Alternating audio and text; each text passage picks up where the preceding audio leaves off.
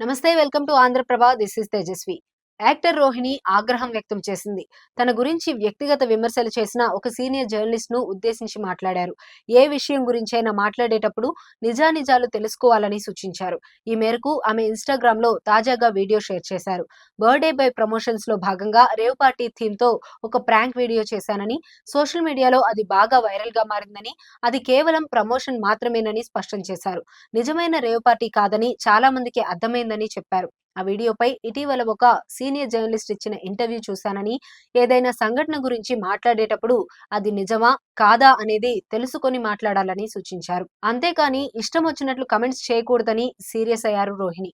తాను మందు తాగనని, సినిమాల్లో భాగంగా కొన్ని సీన్స్ లో అలా కనిపించినంత మాత్రాన బయట అలా చేస్తామా అంటూ ఆగ్రహం వ్యక్తం చేశారు. సర్జరీ కారణంగా తాను లావయ్యానని, పెళ్లి చేసుకునే ఉద్దేశం తనకు లేదన్నారు. లావుగా ఉంటే పెళ్లి చేసుకోకూడదా? జర్నలిస్ట్ అంటే నిజానిజాలను తెలుసుకొని ప్రజలకు సరైన సమాచారాన్ని అందించేవారు. ఏమి తెలుసుకోకుండా వచ్చి ఇలా ఇంటర్వ్యూలో కూర్చునేవాళ్ళు కాదన్నారు. మీరెలా సీనియర్ జర్నలిస్ట్ అయ్యారో అర్థం కావడం లేదని అసహనం వ్యక్తం చేశారు. ఏమీ తెలుసుకోకుండా ఇలా ఊరికే మాట్లాడొద్దని మరోసారి ఘాటుగానే సమాధానమిచ్చారు. పెద్దవారు కాబట్టి ఇంత మర్యాదగా మాట్లాడుతున్నానని, మీ స్థానంలో వేరే ఎవరైనా ఉండుంటే నా సమాధానం మరోలా ఉండేదంటూ ఆమె సీరియస్ అయ్యారు. జబర్దస్త్ కామెడీ షోతో రోహిణి ఫేమ్ సొంతం చేసుకున్నారు. ప్రస్తుతం సినిమాలు, వెబ్ సిరీస్ లో యాక్ట్ చేస్తున్నారు.